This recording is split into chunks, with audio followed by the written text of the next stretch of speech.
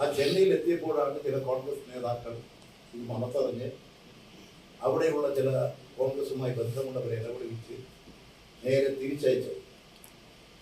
സുധാകരൻ തന്നെ പറഞ്ഞ കാര്യം, BJPയുടെ നേതാക്കളെ കാണാൻ, അമിത്ഷായെ കാണാൻ BJPയുടെ നേതാക്കൾ സുധാകരനോട് ആവശ്യപ്പെട്ടു.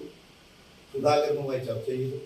അങ്ങനെ സുധാകരനുമായി ആലോചിച്ചുകൊണ്ട് അമിത്ഷായെ കണ്ട് ഈ BJPയിലേക്ക് പോകുന്ന കാര്യങ്ങൾ അനിൽ ആന്റണി പോയതുപോലെ പോകുന്നതിന് വേണ്ടിയിട്ടുള്ള നടപടികൾ സ്വീകരിക്കാൻ നടപടി സ്വീകരിച്ചു എന്നുള്ളതാണ്. ആ കാര്യം ചെന്നൈയിലെ BJP നേതാവായിട്ടുള്ള രാജ, ആ രാജയാണ് എന്നെ ക്ഷണിച്ചത്.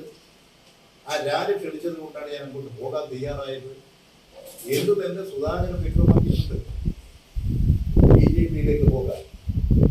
അതിനു പുറമെ കേരളത്തിലെ, പ്രത്യേകിച്ച് കണ്ണൂർ ജില്ലയിലെ BJPയുടെ നേതാക്കൾ സുധാകരനെ കണ്ട് അമിത്ഷായുമായി കാണാൻ, കണ്ട് സംസാരിക്കാൻ സൗകര്യമൊരുക്കാം, അതിനെപ്പോഴാണ് നിങ്ങൾ പോകുന്നത്, അതിൻ്റെ ഏർപ്പാടുകൾ ചെയ്യാം എന്ന് പറഞ്ഞുകൊണ്ട് സുധാകരനും അമിത്ഷായുമായി ബന്ധപ്പെടാൻ, BJP നേതാക്കളുമായിട്ട് ബന്ധപ്പെടാൻ ഉള്ള നടപടികൾ സ്വീകരിച്ചിരുന്നു എന്ന് സുധാകരൻ തന്നെ വ്യക്തമാക്കിയിട്ടുണ്ട്. സുധാകരൻ പറഞ്ഞ കാര്യങ്ങളാണിത്. അപ്പോൾ സുധാകരൻ BJPയിലേക്ക് പോകുന്നതിന് വേണ്ടി തയ്യാറെടുത്ത് കഴിഞ്ഞിരിക്കുകയാണ്. സുധാകരൻ BJP ആകുമെന്ന് അദ്ദേഹം തന്നെ വ്യക്തമാക്കിയിരിക്കുകയാണ്. ഞങ്ങൾ ഈ സുധാകരന്റെ നിലപാട് സംബന്ധിച്ച് നേരത്തെ പറഞ്ഞിട്ടുള്ളതാണ്. ഗുണ്ടായിസവും അതുപോലെ തന്നെ ഈ തെരഞ്ഞെടുപ്പ് അലങ്കോലപ്പെടുത്തലും ഒക്കെ അവരുടെ സ്ഥിരം പരിപാടിയാണ്. സാധാരണ തെരഞ്ഞെടുപ്പ് മാത്രമല്ല, സഹകരണ സംഘം തെരഞ്ഞെടുപ്പ് പോലും ബോംബെറിഞ്ഞ് പിടിച്ചവരും. അതുകൊണ്ട് അതൊക്കെ കള്ളവോട്ട് ചെയ്യലും അതിന്റെ അടിസ്ഥാനത്തിൽ നടപടി സ്വീകരിക്കലും ഒക്കെ സുധാകരന്റെ ഒരു ശീലമായിരുന്നു. ആ ശീലങ്ങളൊന്നും ഇപ്പൊ വേണ്ടതുപോലെ പഴയതുപോലെ പിടിക്കുന്നില്ല, ക്ലച്ച് പിടിക്കുന്നില്ല. അതുകൊണ്ടുള്ള ചില നിലപാടുകളാണ് ഇപ്പോൾ സ്വീകരിക്കുന്നത്. എനിക്ക് തോന്നുന്നത് സുധാകരൻ ഇന്നലെ സാധാരണ കഴിക്കുന്നത് മരുന്ന് കഴിച്ചിട്ടില്ലെന്നാണ് തോന്നുന്നത്. അതുകൊണ്ട് ഇത് രാവിലെ അതിൻ്റെ ഒരു തകരാറ് പ്രകടിപ്പിച്ചുകൊണ്ട് ഞാനെന്തോ BJPയിലേക്ക് പോകാൻ പോകുന്നു എന്ന് പറഞ്ഞുകൊണ്ട് ഏതോ ഒരു BJPയുടെ വനിതാ നേതാവിൻ്റെ അസിസ്റ്റന്റായി, അവരുമായി അടുപ്പമുള്ള ഒരാളായി, കാരണം BJP RSS നേതാക്കളുമായിട്ട് സുധാകരൻ അടുപ്പമുണ്ടാകും, അതിന്റെ അടിസ്ഥാനത്തിൽ എനിക്കൊരു വിവരം കിട്ടിയിരിക്കുന്നു എന്ന് പറഞ്ഞുകൊണ്ട് ഒരു പ്രസ്താവന. എനിക്ക് BJPയിലേക്കും RSSയിലേക്കും പോകേണ്ട ആവശ്യം എനിക്കില്ല. ഞാൻ അവർക്കെതിരായി പൊരുതി വന്നവനാണ്.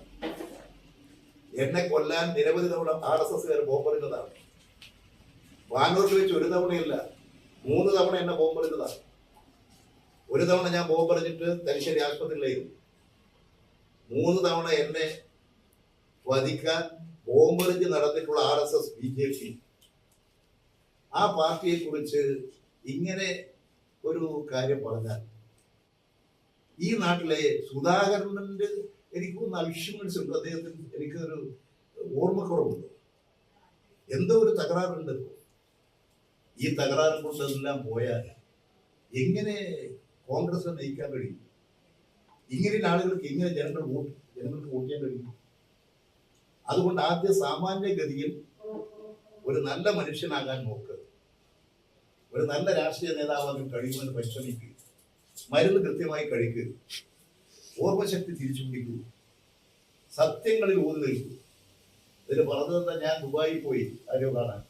ഞാൻ ദുബായിൽ പോകാൻ വർഷങ്ങളായി. ഞാൻ മന്ത്രിയായിരുന്ന അവസരത്തിലാണ് ദുബായിൽ പോയത്. എന്ന് ദുബായിൽ പോകാൻ എനിക്ക് നിങ്ങളുടെ മാധ്യമ സുഹൃത്തുക്കളോട് പറയാനുള്ളത്, നിലവാരം കുറഞ്ഞിട്ടുള്ള ചിലരുണ്ടാവും. ചിലപ്പോൾ ചില രാഷ്ട്രീയ പാർട്ടികളെ ഏതെങ്കിലും നേതൃത്വ രംഗത്തൊക്കെ പ്രത്യേക പരിഗണന വെച്ച് കടന്നു വന്നിട്ടുണ്ടാകും. അവരുടെ നിലവാരത്തിലേക്കൊന്നും ഞങ്ങൾ കണക്കാക്കും.